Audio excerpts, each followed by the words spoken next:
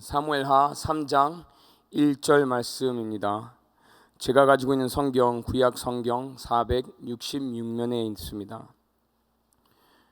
사무엘하 3장 1절 말씀, 짧은 말씀이니 두 번 읽겠습니다. 온라인과 방송을 통해 예배드리는 성도님들도 함께 성경을 찾아 합독하겠습니다.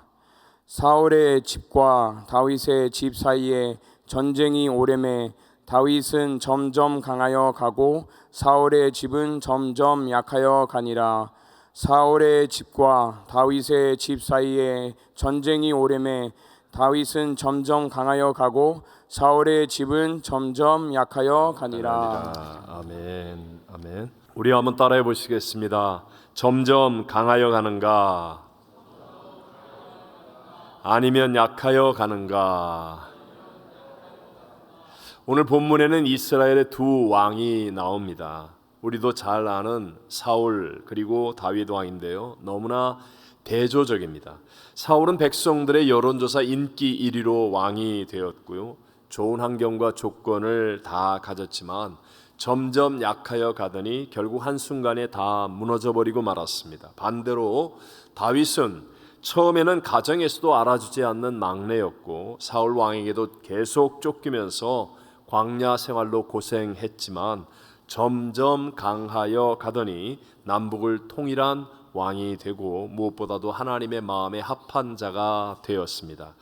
우리의 신앙 또 이민 생활도 다윗처럼 점점 강하여 갈 수도 있고 반대로 사울처럼 점점 약하여 갈 수도 있다는 것이죠. 저는 오늘 강하여 가는가, 점점 강하여 가는가, 아니면 약하여 가는가 라는 제목으로 상황과 환경을 이기고 점점 강하여 가는 다윗을 통해 꼭 배워야 할 세 가지를 살펴보면서 함께 은혜를 나누고자 합니다. 첫 번째, 하나님이 모든 일의 제1 원인이 되어야 합니다.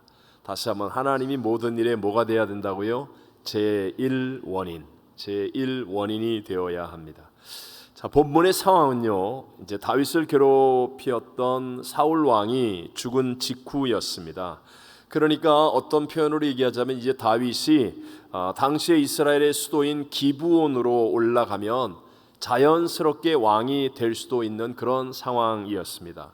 우리가 일반적으로 살아갈 때도 보면 거의 다 되었는데 뭔가 조금 완성이 안 되면 자기 힘으로 끝을 내려고 하는 본능이 더 강하게 작동을 합니다. 그래서 내 힘으로 막 애를 쓰다가 결국은 모든 것을 내 수준으로 만들어 놓거나 아니면 뜻대로 안 될 때는 분노하고 좌절하기도 하죠. 설령 잘 된다 할지라도 교만해지기가 쉽습니다. 제일 고집스럽고 힘든 사람이 자수성가했다는 사람이라고 말하죠. 물론 자기의 노력과 또 열심도 있었던 것은 분명한 사실이지만 가만히 살펴보면 더 많은 부분이 운이 좋았거나 아니면 어떤 조건과 상황을 이루어 주신 하나님의 은혜 때문이었는데 그걸 전혀 모른다는 것이죠. 이렇게 자수성가형의 사람이 점점 더 좋아지려면 어떻게 해야 되겠습니까? 계속해서 자기 힘을 더 쏟아야 하는 것 아니겠습니까? 그러니까 시간이 지나면 지날수록 결국은 지치게 되고 무너지거나 아니면 점점 더 좋아질 수는 없게 되는 것이죠. 다윗은요, 지금 자기는 이제 기브온으로 올라가기만 하면 왕이 될 것 같은 그런 상황을 만났는데도 불구하고 부하장수들을 이끌고 폼나게 입성하려고 하지 않고 먼저 하나님께 묻습니다. 우리 사무엘하 2장 1절을 다 같이 한번 읽어보겠습니다. 그 후에 다윗이 여호와께 여쭈어 아뢰되 내가 유다 한 성읍으로 올라가리이까 여호와께서 이르시되 올라가라. 다윗이 아뢰되 어디로 가리이까 이르시되 헤브론으로 갈지니라. 아멘. 하나님께 물었는데 그 응답은 이스라엘의 수도였던 기브온이 아니라 헤브론으로 올라가라라고 말씀하십니다. 그리고 다윗은요, 하나님 말씀을 순종하여 그곳에 가서 반쪽도 아닌 유다 지파의 왕이 되어서 7년 반을 더 기다려야 했습니다. 다윗이 이렇게 하나님의 말씀을 순종한 이유는 왕이 되는 일의 제1 원인이 백성들의 뜻이나 자기의 생각이 아니라 하나님이 되게 하기 위해서, 하나님이 올라가라 할 때까지 하나님이 이 모든 일의 제1 원인이 되도록 하기 위해서 다윗은 이와 같이 했다는 것이죠. 자, 그렇다면 여러분, 다윗은 과연 헤브론에 있는 7년 반 정도의 시간 동안에 하나님이 제1 원인이 되는 삶을 살았다는 것을 우리가 어떻게 알 수 있겠습니까? 그 다음에 나오는 2절부터 5절까지의 내용을 보면요, 헤브론에서 다윗이 낳은 아들들 6명의 이름이 나옵니다. 중요한 것은 그 아들들의 이름을 통한 다윗의 믿음의 고백, 다윗의 어떤 믿음을 볼 수가 있다는 것이죠. 첫째 아들인 암논은 하나님은 믿을 수 있다라는 뜻입니다. 둘째 길르앗은 하나님이 나의 재판관이시다. 즉 내가 기다리고 있다 할지라도 하나님이 판결해 주신다는 것을 나는 믿는다라는 고백이죠. 셋째 압살롬은 하나님은 평화이시다. 넷째 아도니아는 하나님은 나의 주님이시다. 그리고 다섯째 스바다는 하나님은 나의 심판이시다. 마지막 여섯째 이드르함은 하나님께서 보호하신다, 백성을 풍부하게 하신다라는 뜻입니다. 그러니까 다윗은 아들을 낳는 그 중요한 순간순간마다 누구를 바라보고 있는 거예요? 하나님을 바라보고 있는 거예요. 하나님을 의지하고 있는 거예요. 늘 하나님을 생각하는 거예요. 하나님이 가라 할 때까지 하나님이 자기가 왕이 되는 제1 원인이 될 수 있도록 기다리고 있었다라는 것을 우리에게 보여주는 것입니다. 여러분, 예수님께서 십자가에 죽으셨을 때도 다 끝난 것 같았습니다. 그런데 부활의 예수님을 만난 제자들이 이제 하나님이 삶의 제1 원인이 되는 삶으로 결단을 하게 되죠. 그것이 무엇입니까? 주님 말씀을 순종하여서 두렵고 떨리는 예루살렘을 떠나지 않고 주님이 약속하신 성령이 임할 때까지 마가 요한의 다락방에서 모여서 간절하게 일심으로 전심을 다하여 기도하는 것이었습니다. 바로 이 120문도와 같은 사람들이 자기의 삶에 하나님을 제1순위로 두는 사람들이었다는 거예요. 그랬더니 하나님이 제1 원인이 된 그들에게 성령님이 충만히 임하게 되었고, 하나님이 주시는 권능을 가지고 온 세상에 나아가서 복음을 증거하며 당시 세계 최강의 로마까지도 뒤집어 버릴 수 있게 되더라는 것입니다. 여러분, 우리 차례로 쓰러지는 도미노를 아시죠? 차례로 쓰러지는 이 도미노의 비밀이 무엇입니까? 첫 번째 움직이게 만든 것이 나머지를 다 넘어지게 만드는 것입니다. 여러분, 문제보다 크신 하나님, 대적보다 크신 하나님, 전지전능하신 하나님이 제1 원인이 되어지면 나머지 갈수록 점점 더 강하여지게 되는 것임을 믿게 되시기를 바랍니다. 모든 일의 첫 번째 원인이 하나님이라는 원인의 의미에 제1원인 또는 제1운동자라는 말은 중세시대의 신학자 토마스 아퀴나스의 책 신학대전에 나온 말입니다.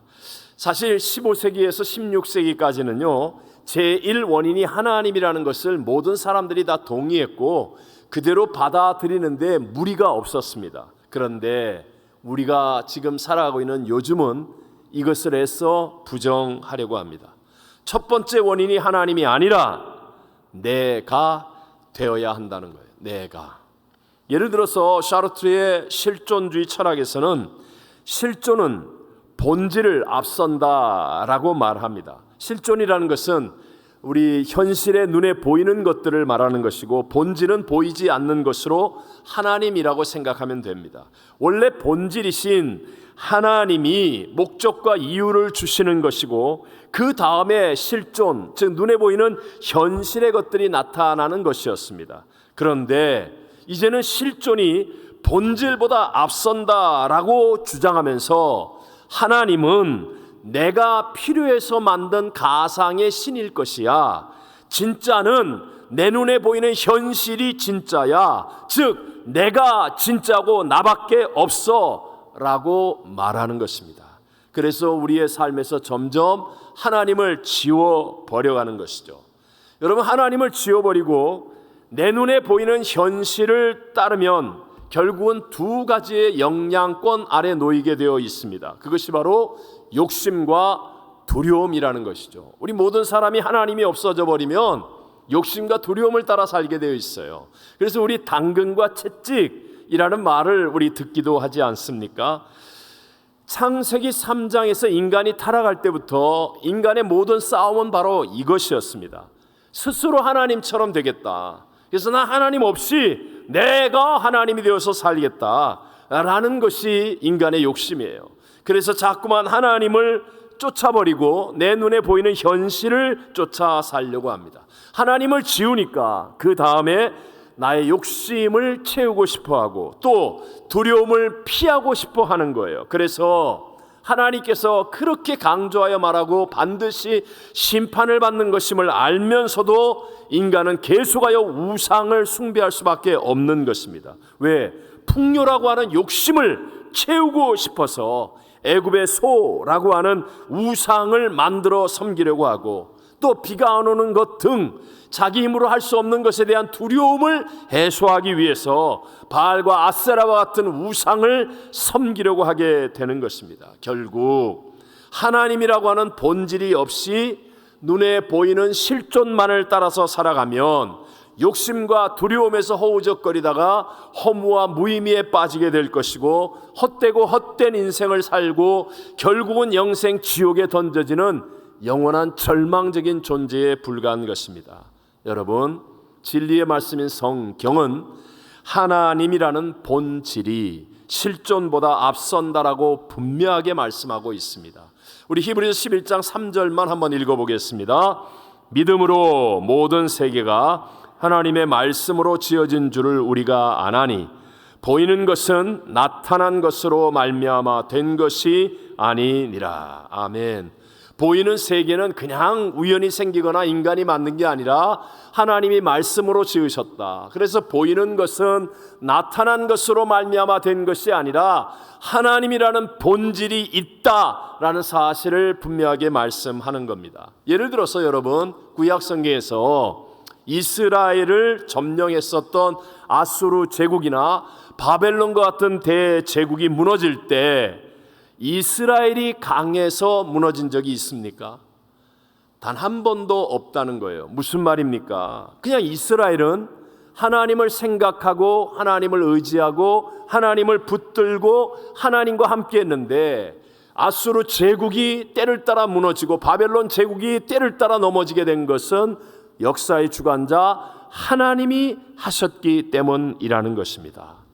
자, 사무엘하 3장에 보면 계속해서 이제 사울 왕이 죽었잖아요. 그런데 다 죽었는데 그 자식 가운데 아들이 하나 이스보셋이 삽니다. 어리고 병약한 아들 이스보셋이 살고 사울 왕의 시대의 군대 장관, 소위 말하면 2인자와 같은 아브넬이라는 장수가 있었습니다. 그러니까 사울 왕이 그래도 40년 동안 왕권을 유지했으니까 그 밑에 군대 장관과 또 혈족인 이스보셋이 있으니 나라의 형태를 가지고 있을 수 있겠죠. 그런데 그 둘이 서로 오해하고 싸웁니다. 그래서 결국은 나라 전체를 다윗에게 넘겨주게 되죠. 만약에 다윗이 왕이 되는 일에 제1 원인을 하나님으로 두지 않았다면 다윗은 자기의 민족과 피를 흘려 싸워야 했습니다. 그 사람들의 마음에 상처를 주고 또는 미움을 주고 오해를 만들 수밖에 없었습니다. 그런데 다윗은 모든 일의 제1 원인이 하나님이 되게 하기 위해서 하나님의 말씀대로 헤브론에 가서 기다렸습니다. 기다리는 동안 하나님이 일하셔서 모든 것으로 다 정리해서 다윗은 어떤 것도 한 것이 없는데 자기들끼리 다 싸우고 다 정리가 되어서 다윗은 그 큰 나라를 통일하고 접수하는 일만 하면 되게 되었다는 것이죠. 여러분, 대한민국이라는 나라, 우리나라가 일제 억압 가운데 있었을 때 정말 너무나 많은 고난을 받았죠. 근데 우리나라의 독립군이 힘이 강해져서 우리가 해방을 얻었었습니까? 아니라는 것이에요. 오히려 여러분, 우리나라가 1945년 해방되기 2, 3년 전 42년, 43년, 44년 때에 사실은 가장 많은 변절자가 나왔습니다. 춘원 이광수 씨 같은 훌륭한 애국자도 변절해버렸습니다. 왜요? 도무지 일본이라는 나라가 너무 강해져서 우리는 해방될 기미가 없구나 라고 생각할 수밖에 없었기 때문에, 그래서 그 많은 애국자들이 그때 마지막에 변절들을 했었어요. 그런데 아니 일본의 히로시마와 나가사키에 원자폭탄 2발이 떨어지고 나니까 일본의 천황부터 시작해서 무조건 항복, 1945년 8월 15일 무조건 항복 문서에 서명하고 그냥 우리는 해방이 되었어요. 그래서 8월 16일 날 대한민국에서는 해방된 거 모르는 사람들이 대부분이었습니다. 우리 힘으로 한 게 아니라는 거죠. 역사의 주관자 하나님께서 이루시는 일들, 또 우리 공산주의자들의 침략이었던 6.25 전쟁으로 얼마나 많은 사람들이 죽고 어려움을 겪었습니까? 나라가 풍전등화와 같이 위급했을 때 우리나라 군대가 일어나가지고 공산당을 물리쳤습니까? 아니라는 것이에요. 미국을 비롯한 유엔이 군대를 파병하여서 세계의 젊은이들이 대한민국 땅에 와서 자유민주주의를 지키기 위해 피 흘려 싸워 줌으로 오늘날 대한민국이 북한과 같은 공산주의 국가가 되지 않고 신앙의 자유를 누리고 번영을 이루는 나라가 될 수 있었다는 것, 우리가 한 일이 아니라는 거예요. 하나님의 역사, 하나님의 은혜 가운데 이루어지게 된 일인 줄로 믿습니다. 그래서 여러분, 인생의 삶에 있어서도 내 눈으로 보는 게 마치 다인 것처럼 내 뜻대로, 내 생각대로, 내 고집대로 하면 잘 사는 게 아니라, 여러분, 역사의 주관자 하나님을 볼 줄 알아야 됩니다. 그래서 하나님을 제1원인으로 둘 줄 아는 지혜, 우리 함께 잠언서 16장 3절을 읽어보겠습니다. 너의 행사를 여호와께 맡기라. 그리하면 네가 경영하는 것이 이루어지리라. 아멘. 하나님께 맡길 수 있으면, 하나님이 제1원인이 되어지는 삶을 살게 된다면, 그렇다면 나는 작고 약할지 모르지만 하나님이 전지전능하시기 때문에, 하나님이 문제보다 크시고 대적보다 크시기 때문에 점점 더 강하여지는 삶을 이루게 될 줄로 믿습니다. 두 번째, 점점 강하여 가려면 자신을 돌아보고 자신의 영적인 베이스 캠프를 높여야 합니다. 다시 한번, 누구를 돌아보라고요? 자신을. 그리고 자신의 무엇을 높여야 한다고요? 영적인 베이스 캠프를 높여야 합니다. 사울과 다윗의 차이점을 얘기할 때 가장 중요하게 말하는 것이 광야를 지났느냐 그렇지 않느냐라는 것을 말합니다. 사울은요, 사람들의 인기에 의해서 그냥 한순간에 왕이 된 사람이에요. 그러니까 왕으로서의 영적인 베이스 캠프를 높일 수 있는 기회와 시간이 없었다는 것입니다. 거기에 비해서 다윗은 어린 시절에 사무엘 선지자로부터 기름 부음을 받고 난 다음에 광야로 쫓겨가서 거기에서 본격적인 신앙훈련을 받게 되죠. 무려 13년 동안이나 사울 왕이 다윗을 죽이려고 그의 수와 부대와 함께 쫓아다녔기 때문에 그는 광야에서 쫓기는 삶을 살며 오직 하나님 한 분만을 의지하는 연단과 훈련을 철저하게 받았다는 거예요.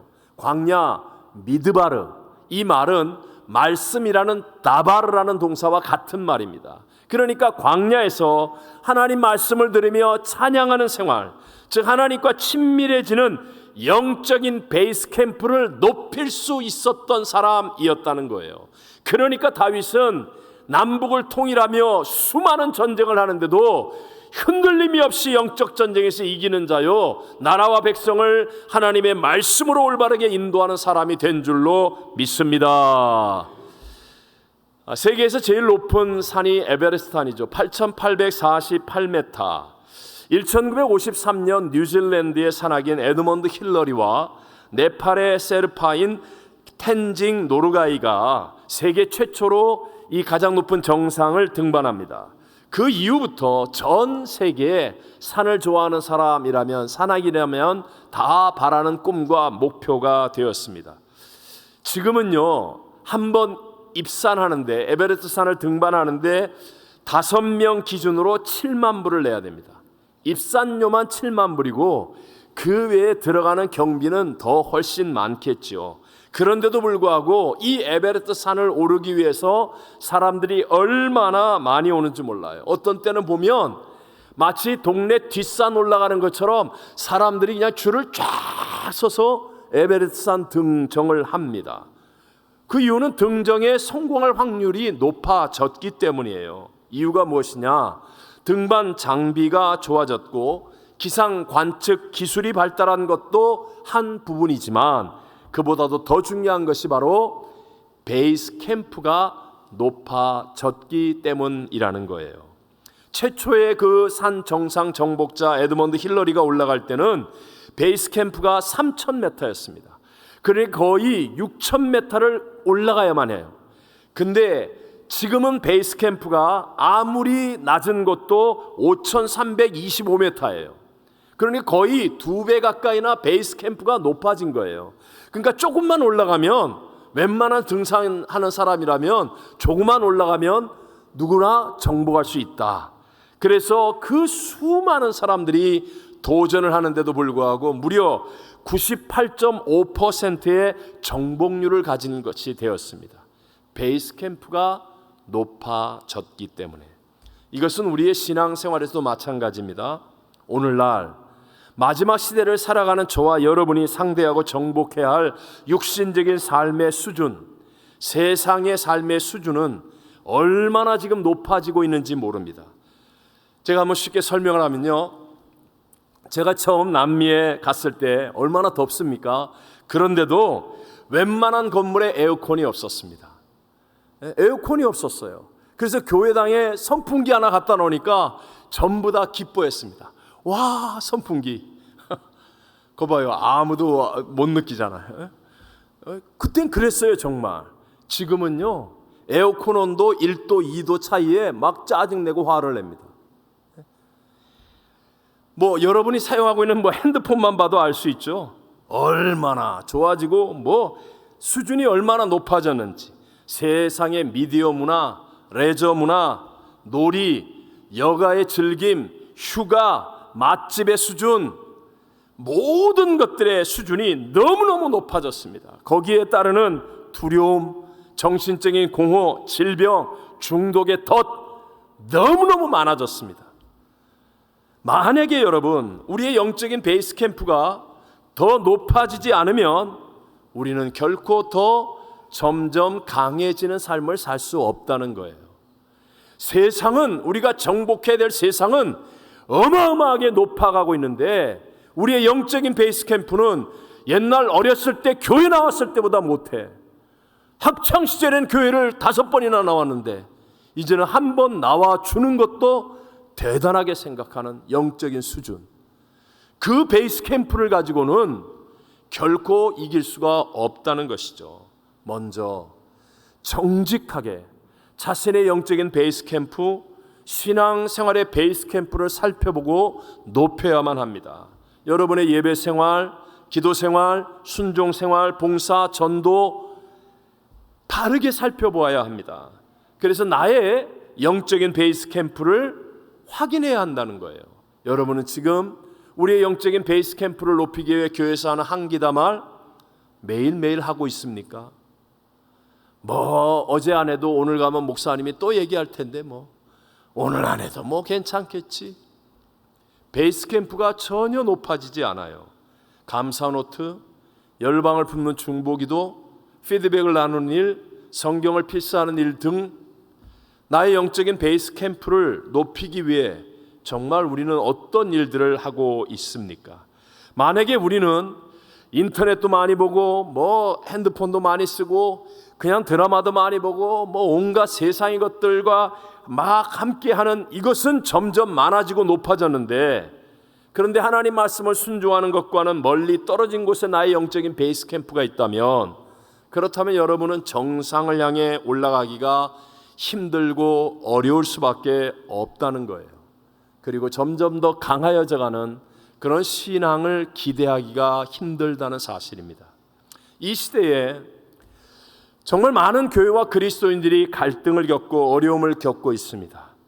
또 선교와 전도의 그 꿈을 전혀 이루지 못하고 있습니다. 이유는 영적인 베이스 캠프를 높이지 않고 있기 때문에 그렇습니다. 예를 들어서요, 정말 말하기도 싫은데 다 그런 건 아니고 일부적인 얘기겠지만, 그러나 요즘은 젊은 신학생들이나 부교육자들 가운데 면담을 하면 자기는 새벽 예배 안 나오겠다고 조건을 다는 사람들이 있답니다. 저도 평생 목회를 한 사람으로 그렇게 영적인 베이스 캠프가 낮은 사람이 어떻게 그냥 두면 지옥에 갈 사람을 영생 천국으로 이끌고 영적 정상을 정복할 수가 있겠습니까? 절대로 불가능합니다. 또 교회 안의 직분 때문에 늘 갈등을 겪습니다. 장로, 권사, 안수입사. 여러분, 교회의 직분을 받기 전에 나의 예배 생활, 기도 생활, 순종 훈련 이런 것들의 영적인 베이스 캠프가 높아지지 않으면, 영적인 베이스 캠프가 낮다고 한다면 직분을 받은 다음에는요, 어쩔 수 없이 책임져야 할 것들이 많아지고 당연하게 다가오는 여러 가지 문제와 어려움들을 앞장서서 감당해야 되는데 안 된다는 거예요. 안 된다는 거. 왜? 아니, 그저 예배에 나오는 기본적인 것들도 안 돼 있기 때문에 그것을 위해서 자기의 에너지를 다 쏟아내는 거예요. 옛날에는 예배 안 나왔다가 직분 받고 나니까 안 나갈 수가 없어서 막 예배 나가는, 여기에 막 허겁지겁 헐레벌떡 여기 에너지를 다 쏟아냈는데, 근데 어떻게 다른 사람들을 돌보고 정말 중요한 영적인 일들을 앞장서 책임지며 감당하는 그런 섬김의 일들을 할 수가 있겠느냐는 거예요. 만약에 정직하게 자신의 영적인 베이스 캠프가 저 아래 한참 낮은 곳에 있는데도 불구하고 욕심을 내어서 무리하게 정상에 오르겠다고 도전한다면 그것은요, 자신과 이웃을 큰 위험에 빠뜨릴 수 있는 일이 된다는 사실도 우리는 알아야 합니다. 오늘 저희 교회는 교육국이 주관하는 온 세대 기도원 성령 대망회를 갑니다. 내일부터는 우리 백투스쿨 우리 여리고 특별 새벽 예배를 드립니다.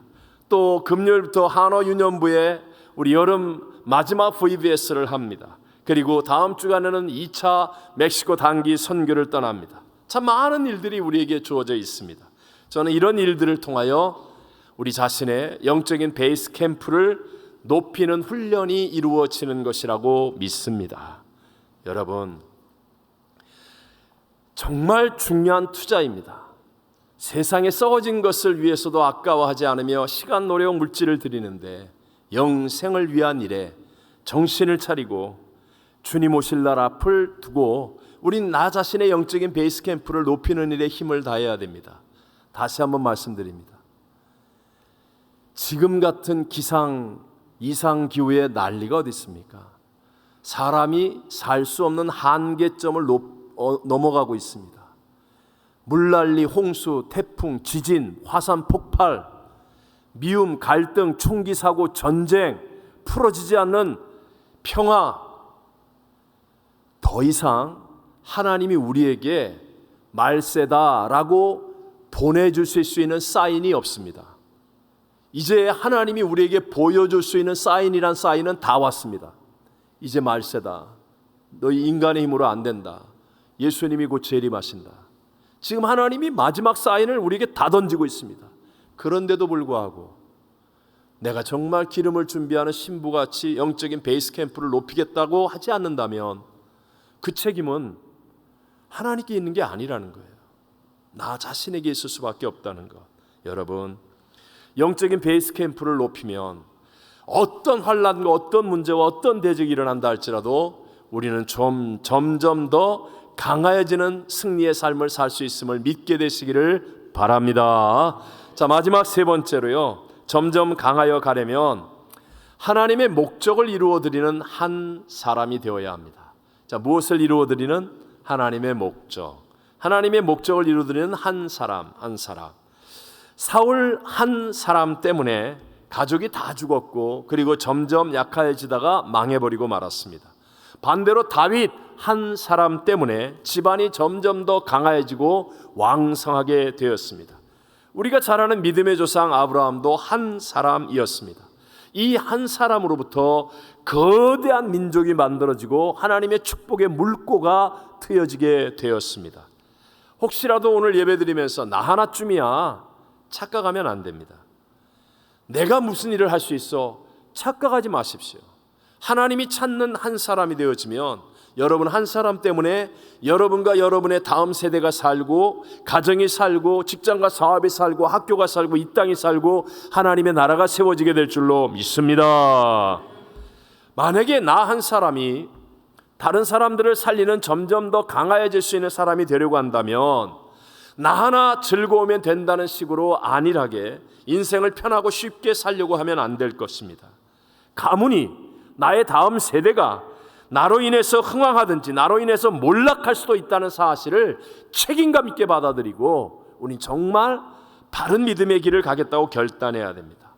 다윗처럼 하나님의 목적을 이루어 드리는 삶, 나를 위해서, 나의 쾌락을 위해서, 나의 안위를 위해서, 나의 편안함을 위해서가 아니라 하나님의 목적을 이루어 드리는 삶을 살아가겠다고 할 때 나는 작은 한 사람이지만 그 목적을 이루어 가시는 하나님은 크고 위대하신 전능자이시기 때문에 놀라운 하나님의 역사들이 점점 더 강해지게 하는 역사들이 일어나게 되는 줄로 믿습니다. 자, 제가 설명을 위해서 좀 이렇게 보태어 설명합니다. 여러분은 이미 하나님의 분명한 은혜를 받으신 분이라고 믿으시지요? 자, 확실하게 한번 해봅시다. 여러분, 예수님 이외에는 구원의 다른 길이 있습니까? 없습니까? 없습니다. 우리의 죄 사함을 허락할 수 있는 길은 예수님의 십자가밖에 없습니다. 십자가만이 우리의 죄 사함을 이루게 되고 부활하신 예수를 믿음으로 내 죽었던 영이 거듭나 지금 죽어도 천국은 가는 구원의 자녀가 되는 것, 이것은요 계산이 불가능한 세상에서 경험할 수 없는 하나님만이 주실 수 있는 위로부터 임하는 값없는 놀라운 은혜입니다. 여러분, 예수님을 구세주로 믿으시면 아멘. 여러분은 어마어마한 은혜를 받은 사람으로 오늘 이렇게 더운 날씨에도 주일 3부 예배에 와서 예배를 드릴 수 있다는 거, 이건 정말 하나님의 특별한 은혜를 이미 받은 사람이라는 분명한 증거이기도 합니다. 자, 그렇다면 여러분, 여기에서 하나님이 은혜를 주실 때는 분명한 목적이 있습니다. 내가 이 은혜 받아서 흥청망청 막 아무렇게나 살아, 그건 아니겠죠. 하나님이 은혜를 주시는 분명한 목적을 이루어가는 거예요. 그 목적은 바로 내가 정말 하나님께 구원을 받은 은혜의 사람이라면 다른 사람에게 이 구원의 복음을 증거하여 그 사람도 구원을 받게 하는 것, 이것이 하나님의 분명한 목적이라는 거예요. 내가 하나님 앞에 귀중히 여김을 받았으면 그 은혜로 인하여 나도 다른 사람이 하나님께 귀중히 여김을 받을 수 있는 사람이 되게 하는 것, 이것이 바로 하나님의 분명한 목적이라는 것이죠. 그리고 이 목적을 이룰 수 있는 유일한 길이 바로 not I but Christ를 이루어 가는 것입니다. 자, 이렇게 할 때 우린 놀랍게도 not I but Christ가 되면 내가 패배하거나 실패하는 사람이 되는 게 아니라 점점 더 강해지는 사람이 된다는 것이죠. 풀과 토끼, 어느 것이 먼저 이겠습니까? 어려운 질문 아닙니다. 풀과 토끼 어느 게 먼저겠어요? 당연히 풀이 먼저죠. 풀이 먼저죠. 토끼가 먼저예요? 하나님이 창조의 순서도 그렇고 풀과 토끼, 당연히 풀이 먼저입니다. 그런데 여러분 보십시오. 먼저 난 풀이 토끼에게 먹힘으로 토끼의 생명이 살아나는 것입니다. 이것이 원칙입니다. 마찬가지로요, 예수님이 직접 하신 천국에 대한 설명, 가로 서말이 있습니다. 가로 서말인데 거기에 적은 누룩이 이 가로에게 먹히는 거예요. 가로에게 먹힙니다. 그랬더니 나중에 가로 전체가 부풀리게 되었다. 먹힘으로 전부를 바꾸었다. 이것이 천국이다 라고 예수님께서 말씀하시는 겁니다. 예수님 분명히 하나님이십니다. 만왕의 왕 만주의 주 만물의 충만이신 하나님께서 그 영광의 하늘 보좌를 버리고 이 낮고 천한 땅에 육신을 입고 오셨습니다. 이 땅에 생명의 떡으로 오셨다고 말씀하시면서 예수님께서 나를 먹으라 라고 하시면서 십자가에서 대신하여 그 몸을 찢고 죽으셨습니다. 요한복음 6장 51절만 읽어볼까요? 나는 하늘에서 내려온 살아있는 떡이니 사람이 이 떡을 먹으면 영생하리라. 예수님의 입장에서 얘기하면 먹히신 겁니다. 십자가에서 죽으시며 그 살을 찢어서 우리에게 먹히신 거예요. 그래서 우리가 다음 주에도 성찬 예배를 드리는 거예요. 먹는 거예요. 우리 입장에서는 먹는 것이고, 그래서 예수의 생명으로 사는 것입니다. 신앙은 제국주의처럼 내가 힘을 가지고 지배하려고 싸우는 것이 아니라 우리는 not I but 크라이스트를 이루는 것이에요. 먹히는 것입니다. 초대교회의 진짜 부흥이 어떻게 일어납니까? 예수를 믿은 제자들이 당시의 기득권자, 세상의 권력에게 붙잡히고 매를 맞기도 하고 감옥에 갇히면서도 신앙을 고백하면서 먹히는 거예요. 먹혔더니 놀라운 하나님의 부흥의 역사들이 일어나게 되더라는 것. 우리 선교도 마찬가지 아닙니까? 우리의 물질, 우리의 은사, 우리의 시간, 우리의 건강, 우리에게 은혜 받은 모든 것들을 가지고 선교지에 가서 지배하는 게 아니에요. 우리가 미국에서 와서 돈을 얼마나 들였어, 우린 이런 재능을 가지고 있어, 지배하는 것이 아니라 그 선교지에 가서 Not I but Christ가 되는 거 아니에요. 나보다 작은 자 앞에서 마치 더 작은 자인 것처럼 내가 평소 같으면 찾아가지도 않을 집을 찾아가서 만나지도 않을 사람을 가슴에 품고 하지도 않은 일을 기꺼이 행하면서 우리가 먹히는 거예요. 먹혔더니 놀랍게 하나님의 나라가 세워지게 되고 내 안에 천국이 이루어지고 점점 더 강하여지는 하나님의 일들이 일어나게 되는 줄로 믿습니다. 정말 우리가 다음 세대를 위한다면, 우리가 다음 세대를 위한다면 저와 여러분이 해야 할 일은 명확합니다. Not I but Christ를 이루는 것입니다. 내가 먼저 죽는 거예요. 내가 먼저 죽는 것. 그러면 희한하게도 하나님의 역사가 일어나서 다음 세대도 살고 나에게도 천국이 이루어지는 점점 더 강하여지는 열매를 얻게 됩니다. 우리 요한복음 12장 24절 너무나 잘 아는 성경 같이 다시 읽어봅니다. 내가 진실로 진실로 너에게 이르노니 한 알의 밀이 땅에 떨어져 죽지 아니하면 한 알 그대로 있고 죽으면 많은 열매를 맺느니라. 아멘. 여러분, 하나님이 내게 은혜를 주셨습니다. 내게 건강을 주셨습니다. 내게 은사를 주셨습니다. 내게 물질을 주셨습니다. 내게 남들이 없는 어떤 것을 주셨습니다. 근데 그것을 먹히지 않고 내가 붙잡고 내가 품고 있으면 아무 일도 안 일어납니다. 아무 일도 안 일어납니다. 그러나 Not I but 크라이스트의 믿음을 가지고 그것을 가지고 먹혀지는 인생을 사는 거예요. 다른 사람들에게 먹히면 오히려 하나님의 나라가 세워지고 그도 살고 나도 살고 점점 강해지는 천국의 역사들이 일어난다는 것을 믿게 되시기를 바랍니다. 세월의 흐름은 막을 길이 없지요. 이 흐름 가운데 우리의 겉사람은 점점 더 약해질 수밖에 없는 것이 인생입니다. 하지만 우리는 다윗과 같이 점점 더 강하여지는 삶을 살아갈 수 있습니다. 그러기 위해서는 문제보다 크시고 대적보다 크시고 불경기보다 크시고 질병과 사망보다 크신 하나님이 제1 원인이 되는 삶을 사셔야 합니다. 자, 오늘 오후에 기도는 올라갑니다. 아유, 내가 오늘 기분 나빠서 기도는 안 가. 이게 땡이라는 거예요. 저는 안 갈 수 있습니다. 안 갈 수 있다고 생각해요, 여러분이. 예를 들어서 어제 애녹회원들에게는 우리 담당 목사님을 통해 교회 공지도 보냈어요. 내일 리버사이드 날씨가 100도가 넘으니까 컨디션 형편을 봐서 안 오셔도 됩니다. 정말이에요. 하지만 여러분이 바른 믿음의 사람이 되려면 어떻게 해야 돼요? 제일 원인이 누가 돼야 돼요? 하나님. 그러면 안 가려고 생각하는 사람은 어떻게 해야 돼요? 하나님, 내가 오늘 안 가려고 그러는데 안 가도 되지요? 해야 돼요, 안 해야 돼요? 끝까지 고집을 피우네. 해야 돼요, 안 해야 돼요? 해야 되는 거예요. 아니, 하나님이 가지 말라고 사인을 안 주시는데 괜찮아요. 사인을 못 받는 것뿐이에요. 그래도 내 쪽에서는 해야 돼요. 이게 훈련입니다. 하나님, 내가 내일 이런 사람을 만나야 되는데, 이런 곳을 가야 되는데 하나님, 그거 하나님 기뻐하실까요? 이게 하나님이 제1 원인이 되는 삶을 훈련하는 방법입니다. 하나님, 내가 그 물건을 사려고 하는데 하나님 마음에 합합니까? 이걸 훈련하는 거예요. 그러면 처음에는 별 응답도 없네, 뭐 하나님이 이런 것도 들으실까? 별의별 의심이 다 들지만 아니에요. 조금 시간이 지나면 사인이 옵니다. 느껴집니다. 평안이 다가오고 확신이 다가오고 분명히 하지 않아야 될 것이라는 분별력이 생깁니다. 중요한 건 내가 모든 일의 제1 원인으로 하나님을 두느냐 그렇지 않느냐에 있습니다. 그리고 여러분 정직하게 자신을 돌아봐야 돼요. 세상이나 문제나 환경이 아닙니다. 나를 돌아보고 나의 영적인 베이스 캠프를 높여야 합니다.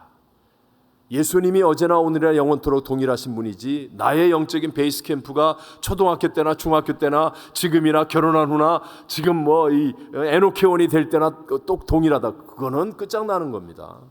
세상이 무섭게 정복해야 될, 이겨야 될 세상은 강해지는데 나의 영적인 베이스 캠프는 전혀 높아지지 않으면 그게 패배의 원인입니다.